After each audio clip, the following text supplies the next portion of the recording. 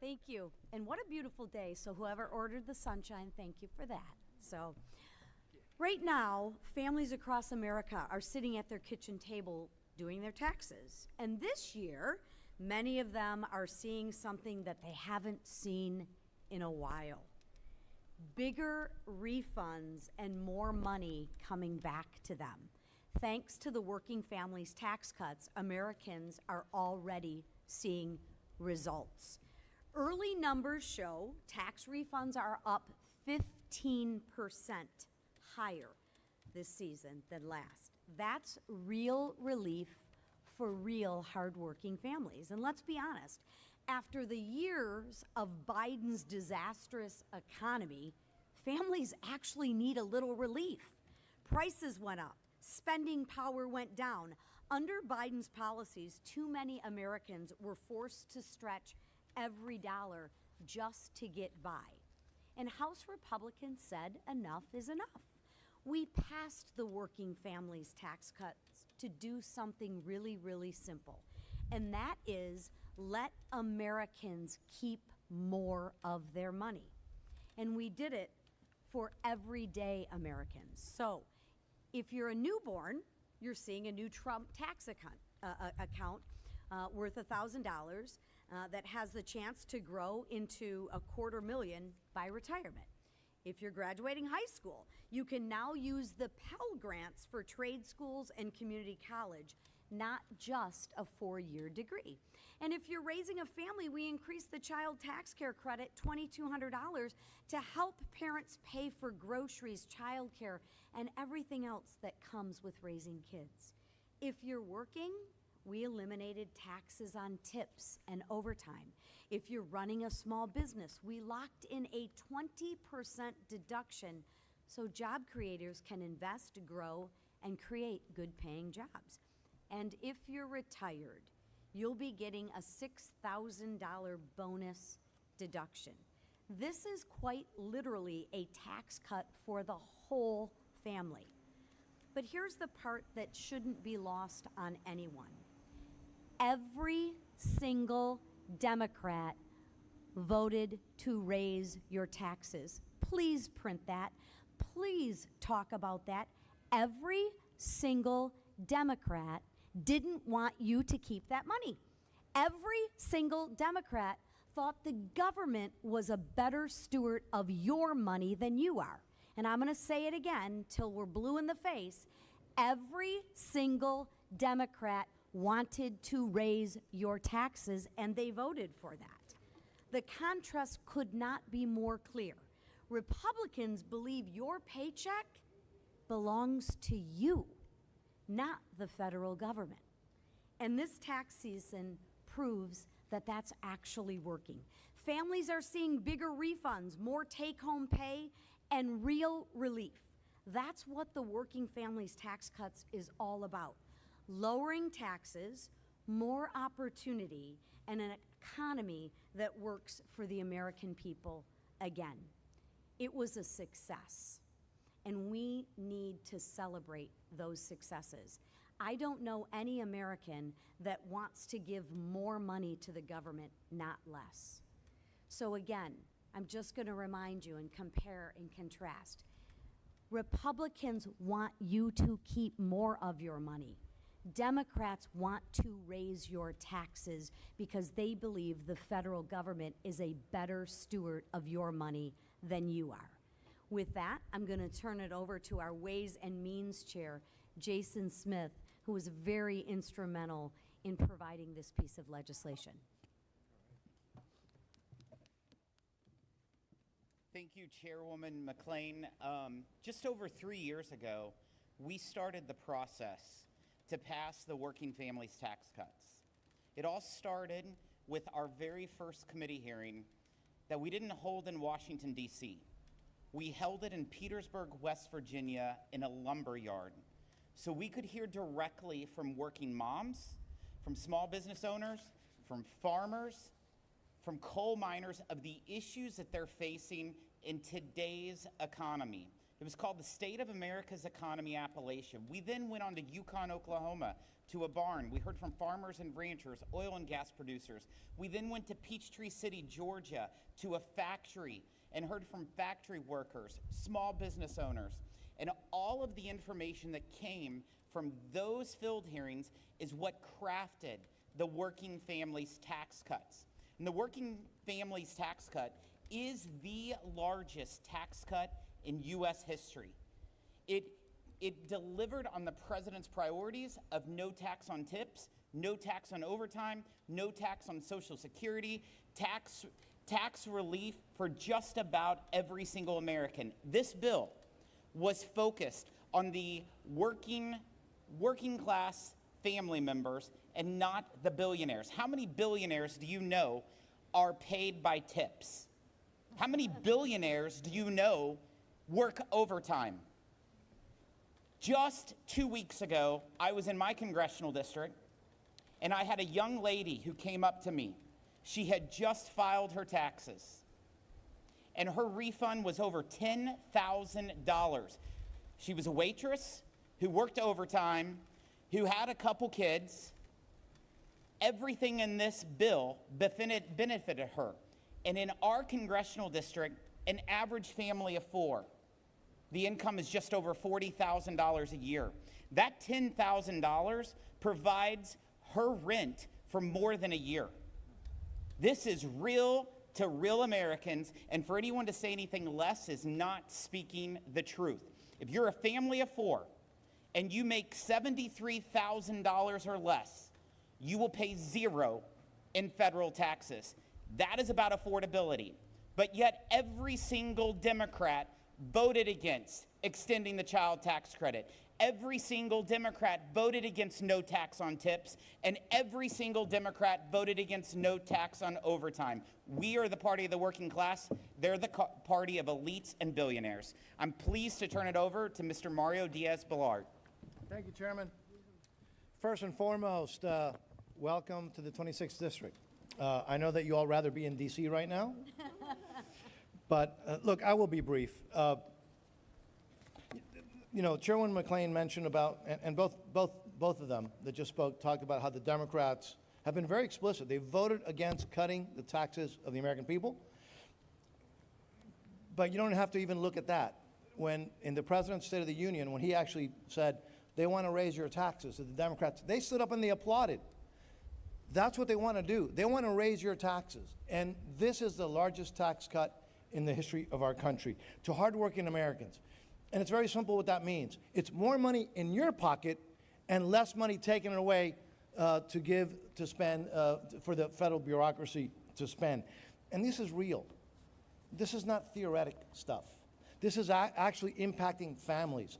It's the equivalent of, in my district, the one that I'm privileged to represent, this tax cut is the equivalent of many months of groceries that you're going to be able to pay for with this tax cut, just because we're taking less of your money, spending less by the bureaucracy in D.C., because we trust the American people. And make no mistake, not only did every single Democrat vote against lowering your taxes, they're on record. Don't take my word for it. Look at the State of the Union. When the President said the Democrats want to raise your taxes, they all got up and they applauded. They want to raise your taxes. Very simply, this is your money. We want to make sure that you can keep more of your money. That's what we did. It's not a promise. We delivered. We're going to continue to deliver. And as I mentioned, this is not theory. This is real. Let me now introduce Maria Negron Gonzalez. We call her affectionately Millie. She lives in Hialeah, in the district that I have the privilege to represent. To explain to you, this is not theory. This is real life. This is having a real impact on the economy writ large, but on individual people, hardworking Americans and families in places that I represent. Millie, please. Thank you, Congressman. Hello, everyone. Good afternoon. My name is Millie from Hialeah. I'm from Hialeah, Florida. I have lots of roles in my life, but my favorite and most important is being Juan Victor's mom.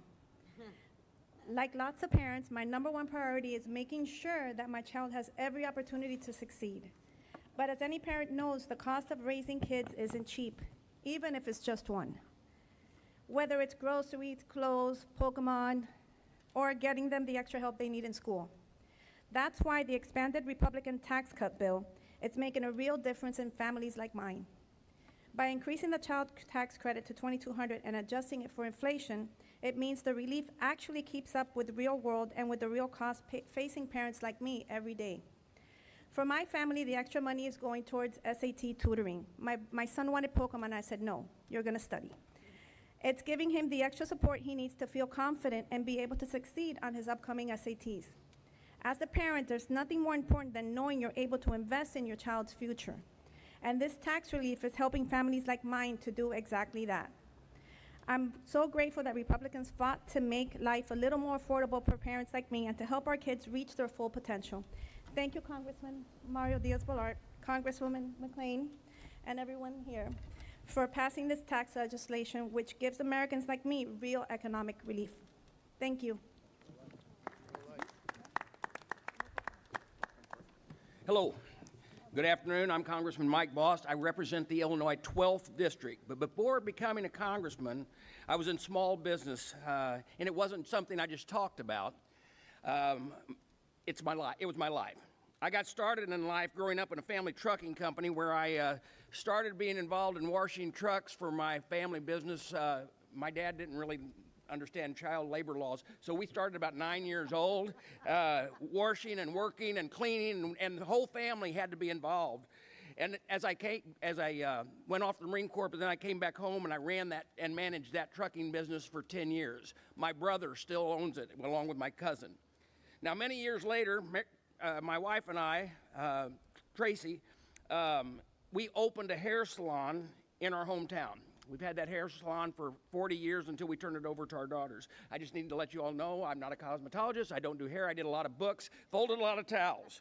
But we understand because of that, both her and I, what it takes to make payroll every week and what it means to tighten your belt so your employees are cared for and your customers are served.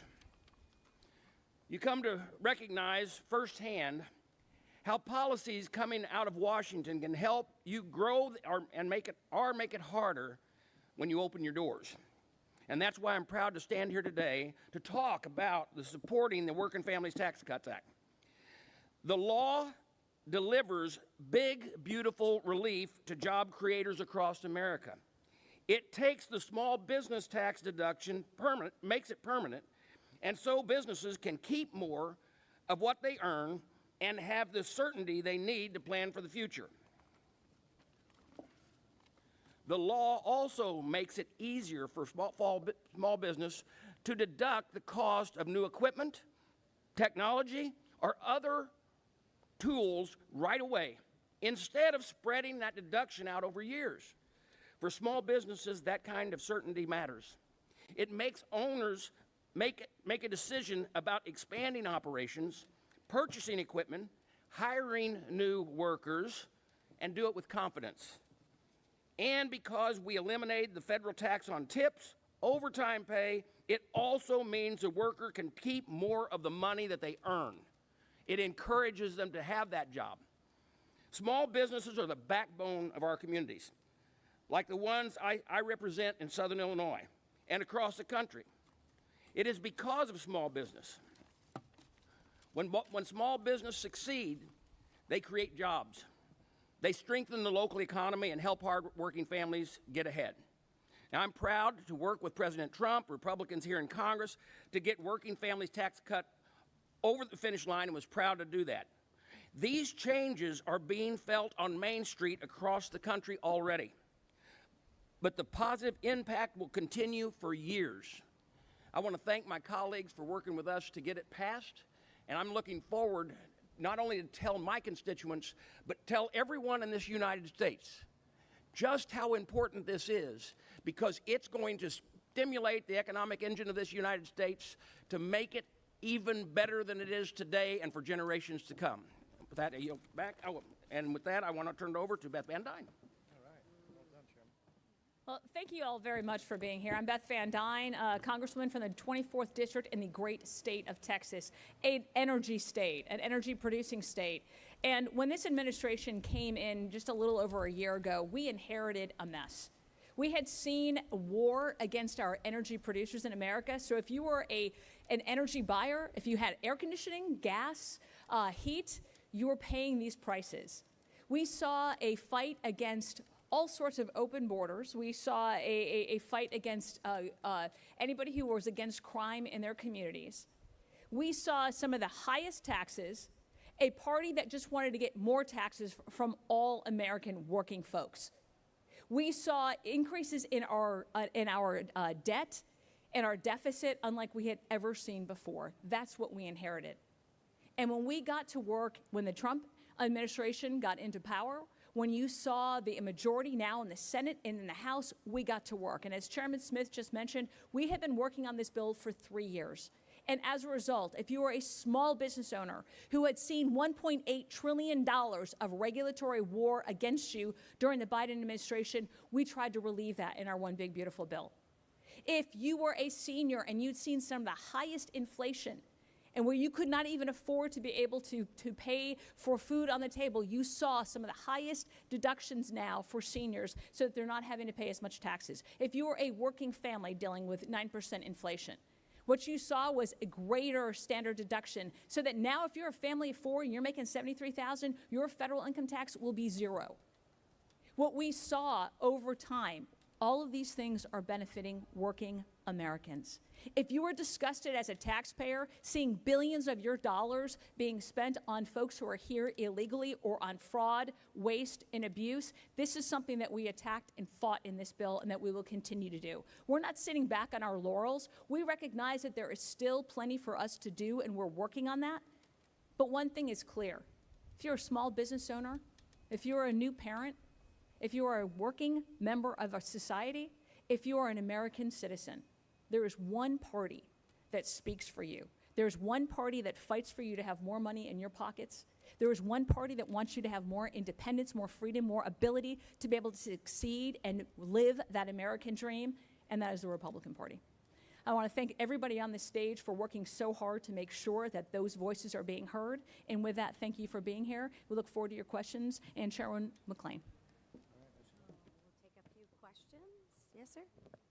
On the housing affordability front, what can be done to make housing more affordable, especially for first-time home buyers? For example, would you consider an HSA-like tax-deferred account for down payments and other sorts of solutions? Yeah, there's a lot of work that's being done on the housing front right now, and that's part of the conference that we're doing today and tomorrow, is we're having these roundtables when we're actually coming up with concrete ideas to actually solve the housing problem, right? It is supply and demand, but it's also regulation, and it's also interest rates that are coming down. But that's the very reason that we're here huddled together with all of my colleagues, is to put real common sense solutions on the table for first-time home buyers. Way in the back.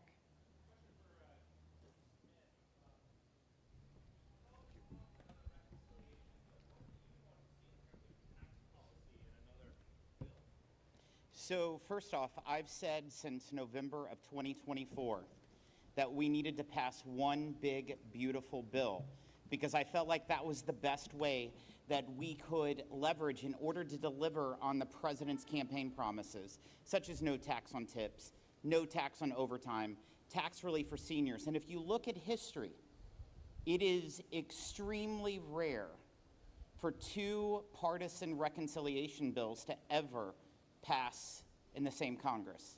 Extremely rare. And so I would absolutely love a second reconciliation bill. I would love that. But I just don't think it will ever happen. Pretty in purple. Gas prices are one of the most immediate barometers of affordability. Yep. Next week, it could jump by $1. What's the strategy on messaging among Republicans right now? Right. Well, wouldn't it be nice to have some strategic reserves right now? Let's remember, Biden reduced the strategic reserves by 40%, not but because we were in a war, but to win his campaign. So it would be nice if we had a little bit more in the strategic reserves. But here we are. Do I think that gas prices will rise a little bit? I do. But that'll be a snapshot in time. It's the difference between short-term and long-term. Long-term, doing what's best for the country, I think you'll see those prices fall, right? Let me remind everybody that under President Biden, gas was at $5 a gallon. We don't want to get back there. You know, last week or 2 weeks ago, I think it was hovering around $2.50, $2.60. You will see a little bit of an uptick, but I think eventually it will come down even lower than before. So with that, thank you for your time and enjoy the sunshine.